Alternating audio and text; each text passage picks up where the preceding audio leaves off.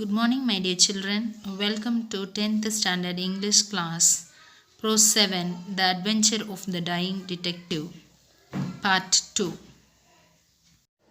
Before entering into Part 2, let me give a short recap of Part 1. Mr. Sherlock Holmes was seriously ill and refused to call the doctor. Holmes wanted to call doctor of his choice.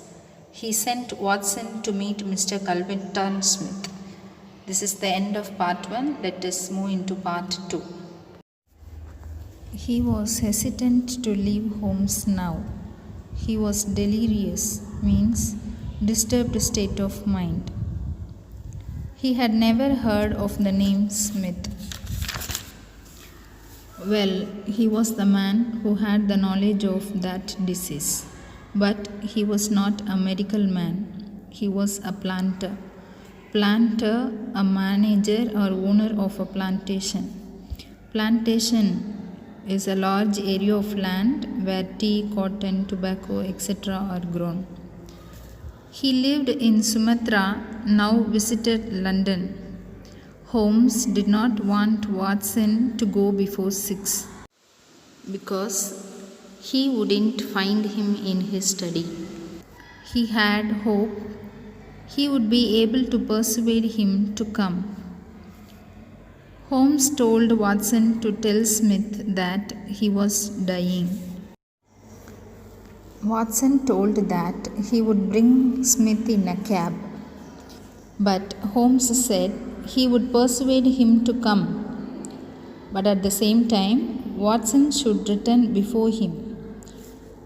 Watson saw Mrs. Hudson was waiting outside, trembling and crying. As he waited for the cab, he met Inspector Morton of the Scotland Yard. He was not in his uniform. Inspector Morton asked how he was, that is, how Holmes was. Watson answered that he was very ill. He reached Mr. Culverton Smith's house.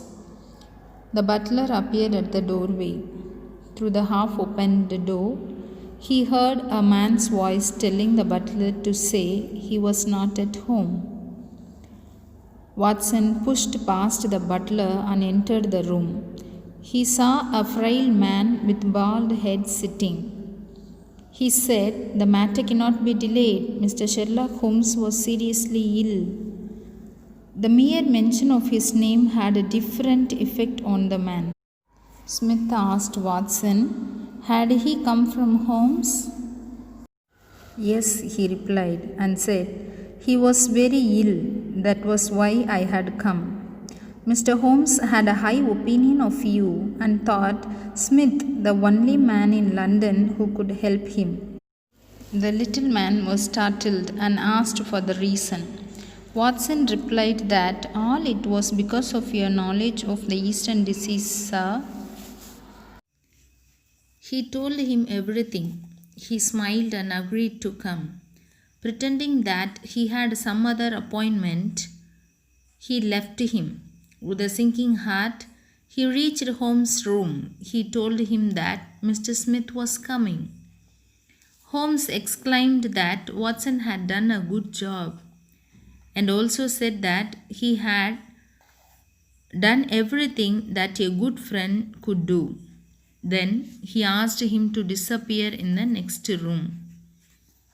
Holmes heard the footsteps. He heard a voice said, "Holmes, Holmes." "Was that Mr. Smith?" Holmes asked. Smith knew what was wrong with Holmes, because he was the only one in London who could cure him. Smith asked Holmes whether he would know the symptoms and described it was same as Victor, who was his nephew, and said poor Victor died on the 4th day, even though he was a strong and healthy young man. Holmes knew that Smith only murdered Victor, but he couldn't prove it. Smith took it as an advantage. Holmes asked for water and requested Smith to cure him so that he would forget everything about Victor's death. Smith replied either Holmes would forget or remember, it did not matter to him how his nephew died. Watson told him that Holmes got this disease from the Chinese sailor and asked, was there any other reason? Holmes pleaded him to cure him. Smith questioned Holmes, had anything came by post, a box, by chance on Wednesday? Holmes replied yes and said he opened the box and there was a sharp spring inside it. It drew blood. Smith questioned Holmes, who asked him to cross his path. Also said that Holmes knew too much about Victor's death, and so Smith said that Holmes' end was near. He would carry that box in his pocket, which was the last piece of evidence.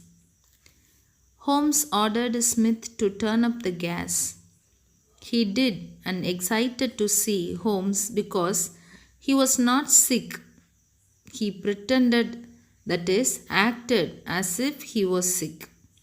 They heard footsteps outside. The door opened and Holmes heard Inspector Morton's voice. Inspector said that he would arrest Smith on charge of murder. There was a sudden rush and scuffle, that is, small fight, followed by the clash of iron and sudden cry of pain. There was a click of handcuffs, that is, a pair of metal rings that is put around the wrist of prisoners. While arresting, police uses this, no? That one. Holmes called Watson and asked sorry to him for undermined his capability as a doctor. He said all that was just to get Smith there, and he did not want Watson to know that he was not ill. Watson said Holmes that he looked exactly sick and asked about the coins in his pocket. Holmes replied that it was to prove that he was delirious and laughed. Holmes said Mr. Smith killed his nephew Victor and wanted to avoid imprisonment, but he was caught by him, and so Mr. Smith was arrested by Inspector Morton. Finally, after all this, he asked Watson to take him to eat good nutritious food at Simpson's as he was hungry. At last, he thanked Watson for all he did for him as a good friend. Let me give a short recap. Mr. Sherlock Holmes was seriously ill.